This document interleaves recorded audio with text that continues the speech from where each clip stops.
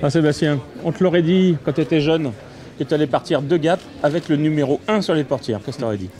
J'aurais jamais cru. Déjà quand j'étais jeune, si on m'avait dit que je partirais un jour pour un Monte-Carlo ou même pour une épreuve du mondial avec une WRC, j'aurais dit ouais, il faut arrêter de rêver, faut rester les pieds sur terre. Et puis finalement, on a réussi à faire notre bout de chemin, arriver jusqu'ici et on est aujourd'hui les champions du monde en titre au volant de probablement la meilleure voiture du moment avec la meilleure équipe qu'on a développée ensemble. Et c'est vrai que c'est un moment fort d'être ici à Gap devant toute ma famille, mes amis, plein de proches, plein de visages connus qui viennent me soutenir. Et ça permet de mesurer un petit peu que notre popularité dans les Hautes-Alpes est grandissante et on a à cœur d'essayer de faire un bon rallye ce week-end pour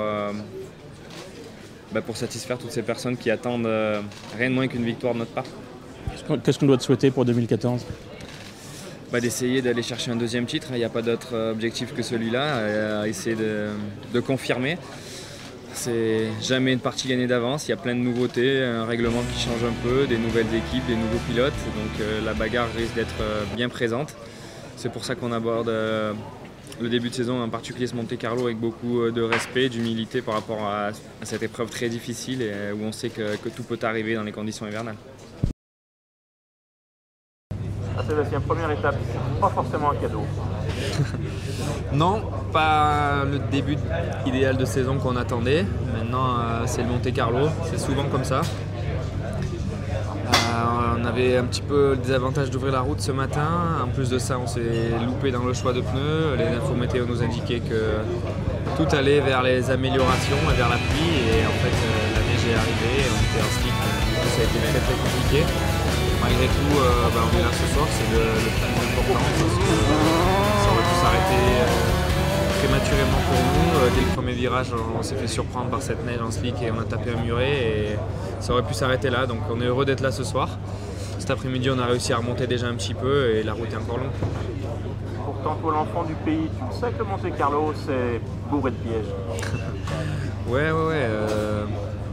J'étais censé savoir ça. Non, c'est clair qu'on a fait un petit peu trop confiance à nos infos météo et la météo en montagne c'est toujours incertain et on en a la preuve une fois de plus. Allez, cet après-midi par contre ça s'est plutôt mieux passé, tu es remonté. Ouais, on est remonté, on aurait pu faire encore mieux parce que cet après-midi à l'inverse de ce matin on avait l'avantage d'être premier sur la route et on l'a pas exploité au mieux avec des pneus neige sans clous, ça aurait été l'idéal et hélas on a fait un panache de choix multiples et on a gardé encore des slicks parce que c'était plus que de l'humidité mais hélas les routes étaient trop sales, trop dégradées pour que le slick puisse fonctionner et on a encore perdu une vingtaine de secondes sur la boucle à cause de cette erreur là donc c'est pas une super journée, mais on est là, on est quatrième, on est à moins d'une minute du premier et vu tout ce qui reste à parcourir, tout est encore faisable. C'était ma dernière question, justement 40 secondes sur un Monte-Carlo alors tout est à faire, il n'y a rien de perdu. Non, rien n'est perdu. Demain, des spéciales très longues, très difficiles avec encore une météo compliquée. Donc à partir de maintenant, il faut s'attacher à faire du bon boulot, les bons choix de pneus et à partir de là, tout est possible. Sébastien. Ça y est, t'as remis les pendules à l'heure, j'ai envie de dire. Pour l'instant, la journée se passe vraiment bien, effectivement. On a fait des bons chronos, on a mis les bons pneus à chaque fois, donc ça change d'hier. Et quand ça change, ça fait des temps.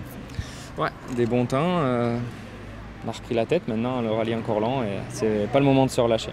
Tu es surpris par les performances de Brian jusqu'à maintenant? Il a fait vraiment de belles choses, c'est clair. Je m'attendais à ce que Chris et Robert soient plus vite que lui, puis finalement il a vraiment fait de beaux chronos aujourd'hui et il résiste bien et il est encore pas loin derrière, donc c'est pour ça que c'est pas le moment de se relâcher. On arrive dans le sud, les pneus ça sera plus simple? Pas forcément, surtout pas demain à mon avis parce que grosse pluie avec certainement un peu de neige ou de soupe en haut du Turini, donc c'est loin d'être fini.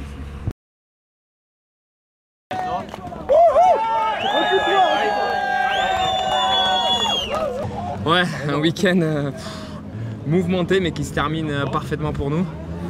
Le premier jour du championnat n'a pas été le meilleur, mais on a réussi à se ressaisir derrière, à faire les bons choix. Et puis voilà, à la fin ça se traduit par une belle victoire, 2 points de plus dans la Power Stage. On ne pouvait pas faire beaucoup, quoi. Si, on pouvait faire facilement mieux dans la Power Stage, mais vu les conditions, j'ai préféré assurer parce que c'était vraiment l'enfer, beaucoup d'eau. On a pris le brouillard sur le départ et a priori les premiers l'ont pas pris, donc j'avais déjà 10 secondes de retard à l'intermédiaire. Je finis à 2 dixièmes à l'arrivée sans attaquer, donc bon, c'était c'est pas très grave. Le plus important, c'est qu'on commence l'année comme on a fini l'année dernière et ça c'est top. Quel début dans le championnat, hein, c'est parfait. Ouais, c'est parfait, et surtout que en plus Brian est intercalé, il fait pas le championnat, donc c'est encore une fois une belle opération pour nous au point de vue comptable. Qui peut te battre en 2014? Personne, j'espère.